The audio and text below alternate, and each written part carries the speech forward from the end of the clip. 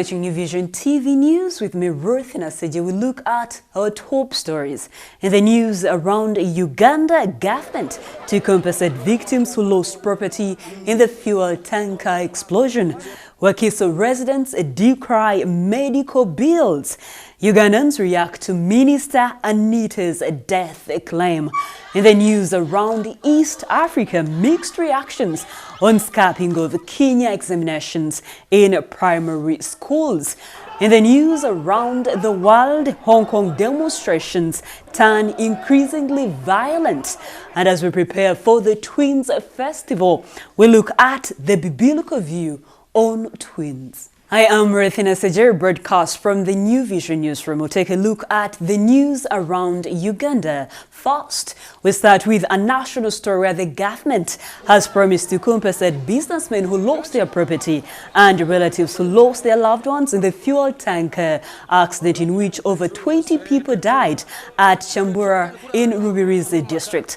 General Duties Minister Mary Karoro Krut is on ground and delivered the president's message to the residents. The police said 9 bodies were retrieved on Sunday, while 12 were discovered yesterday. 5 are admitted to the Kampala International University Teaching Hospital, while 2 are admitted to Kilembe Hospital in Kasese district. Tragedy struck at about 3:30 p.m. on Sunday when the driver of a fuel tank en route to Kasese lost control and the tanker rammed into 2 vehicles, a minibus and a saloon car, a Toyota Primo, that were parked at Chambura stage. The tanker then burst into flames. The petrol fire spread to the shops, killing the occupants of the shops and destroying merchandise. Crossing over to Gulu district, the escort car of Deputy Chief Justice Alphonse Owinyidoro was involved in a fatal accident after it rammed into another car, knocking a cyclist dead. The incident happened yesterday at around 5:40 p.m. at Layibi Gulu Kampala Highway in Gulu municipality. The dead cyclist was identified as Saleh Wabukuru. Aswa River Region Police spokesperson Patrick Jimmy Okema says the accident was due to reckless driving by the pickup driver who made an abrupt turn in front of the judge's convoy. The 2 vehicles, both the escort vehicle and the Sahara pickup, are arrested, and the 2 vehicles are all parked at the police at CPS.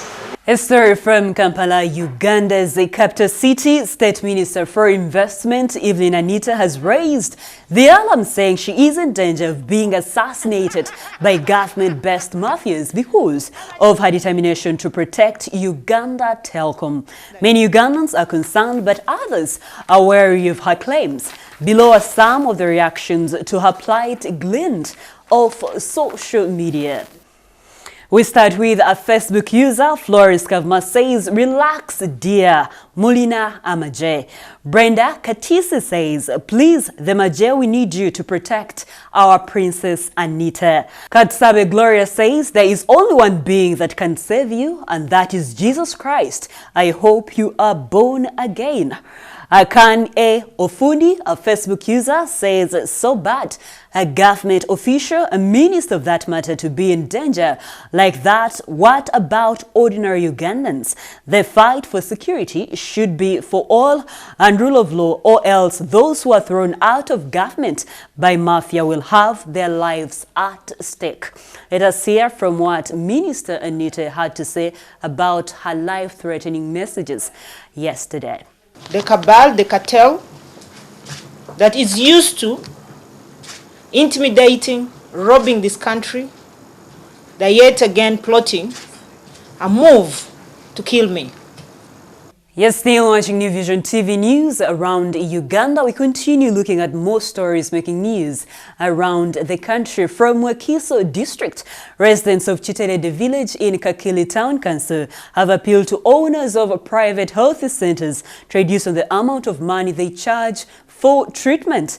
The residents made the appeal during the launching of free testing of cancers of cervix and breast cancer at Medic Hospital recently. Roger Skavma, one of the residents, says they have been moving long distances to the Namaiba Health Center 4 and Wakiso Health Center 4. The chairperson of the area, Grace Katsabe, says many people have lost lives due to lack of information and treatment centers. Moving on to Soroti District, a retired midwife of Soroti Referral Hospital, Mary Joyce Adonk, 65 years, is one among the 120 pioneer students of Soroti University of Science and Technology that opened its gates for the first semester on Monday. Students were taken through orientation by the University Academic Registrar, Dean of Students and University Secretary, and the exercise is taking 1 week after they embark on studies next week. James Okello, the University Academic Registrar, said they are starting with 2 courses of Bachelor of Medicine and Bachelor of Surgery and Bachelor's in Nursing Science, which the National Council of Higher Education has accredited. 60 students are on government sponsorship, while the rest are private.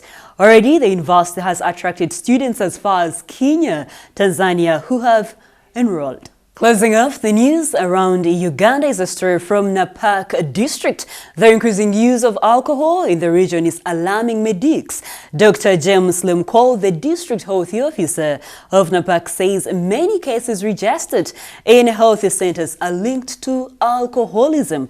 He narrates that residents in Napak prefer drinking alcohol since morning to eating food. Lemcol says those who try to eat remain hungry until when they drink. This intoxication does not discriminate children. Many of the patients registered have liver cirrhosis. He said the district has registered increasing number of patients with liver cirrhosis as a result of chronic alcohol abuse. Liver cirrhosis is around the 6th cause of mortality in this district, according to Lemcol, and it contributes to about 5% deaths of people in the district annually.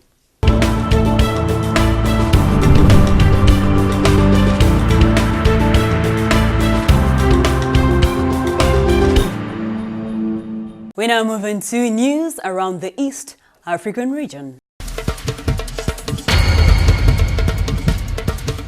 Let us start from Kenya, where a Spanish woman has become a second foreigner in a week to be arrested at Kenya's international airport for wearing an ivory bangle, the Wildlife Service said on Monday. The 50-year-old Maria Pinch Angueria, traveling from Dar es Salaam, was arrested on Sunday evening. She pleaded guilty and paid a fine of 1 million shillings for illegal possession of ivory. Still in Kenya, there are mixed reactions following President Uhuru Kenyatta's announcement scrapping national examinations in primary schools. Some Kenyans have welcomed the decision, which is part of the new curriculum. Others think it could erode the standard of education in the country. Under the new curriculum, the primary and secondary schools will each have 6 classes. The new 2-6-3-3-3 competency-based curriculum will replace the 8-4-4 system. 2-6-3-3 system remains 2 years in pre-primary, 6 years in primary, 3 years in junior secondary, 3 years in higher secondary, and 3 years in the tertiary institution, including university. While the current 8-4-4 is 8 years in primary, 4 in secondary, and 4 at university or tertiary institution. Moving on to South Sudan, President Salva Kiir has in a mini reshuffle appointed Aout Deng Achwul as the country's new foreign affairs minister, replacing Niel Deng Niel. Aout was the gender, child and social welfare minister. The president, in a decree issued yesterday, appointed Gemma Nunukumba, the acting secretary general of the ruling party, as the new minister of gender and social welfare.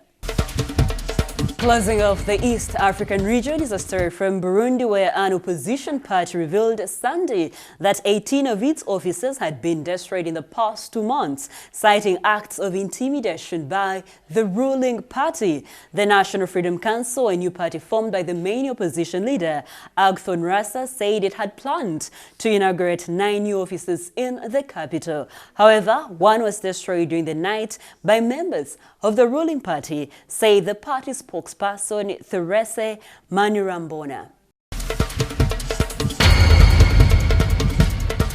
We move on to more stories making news around the world. We start from those in the continent. DR Congo. A child died of Ebola in DR Congo's South Kivu, health authorities said Monday. This is the second Ebola-related death since the epidemic spread to the eastern province. The announcement last week of the first confirmed cases in South Kivu revived concerns that the highly contagious disease could cross to porous borders of the Central African country, where it has claimed more than 1,900 lives since August last year. In Zimbabwe, former Vice President on Monday fled from the anti-corruption questioning after he was summoned over alleged criminal abuse of office, officials have said. 79-year-old Felekezela Fokoko who served under longtime ruler Robert Mugabe, was due at the police in Bulawayo, the country's second city, to record a statement on the allegations. But he drove off as soon as officials from the Zimbabwe Anti-Corruption Commission approached his car. Outside the continent, in China, in a lead story on Monday's issue of the China Daily, it is reported that demonstrations in Hong Kong, which have now entered their 11th week, have turned increasingly violent. Yet politicians in Western countries, especially those from the United States, have raised their voices in support of what they claim is powerful movement for democracy, freedom, and human rights. The newspaper, which is circulated worldwide, goes on to say Washington never misses an opportunity when there is any social unrest in a developing country to meddle in its internal affairs. The China Daily report accuses the U.S. of usurping any protest to preach its Western-style democracy and whip up anti-government sentiments. The protests have paralyzed transport, tourism, and business, and also gained international attention. News in Britain. Prime Minister Boris Johnson makes his debut on the global stage at the G7 summit this weekend, where all eyes will be on his achievements with US President Donald Trump. The summit in France opens on Saturday, the 1-month anniversary of the gaffe-prone Brexit cheerleader and a former foreign secretary becoming premier. Closing off the news around the world is a story from the United States. President Donald Trump jokingly promised on Monday that he would not build one of his eponymous hotels in Greenland the day after he confirmed his interest in buying the Danish territory. Trump tweeted a meme depicting the Golden Trump International Hotel, Las Vegas, towering over modesty primary colored houses along a rocky coast. "I promise not to do this in Greenland," he wrote. Trump's son Eric also shared the meme on Instagram. The meme first appeared on Twitter Thursday with the caption, "Greenland in 10 years." It was shared after the Wall Street Journal reported the president's interest in buying the island. We now take a short break, but when we come back, we shall take a look at the news in business.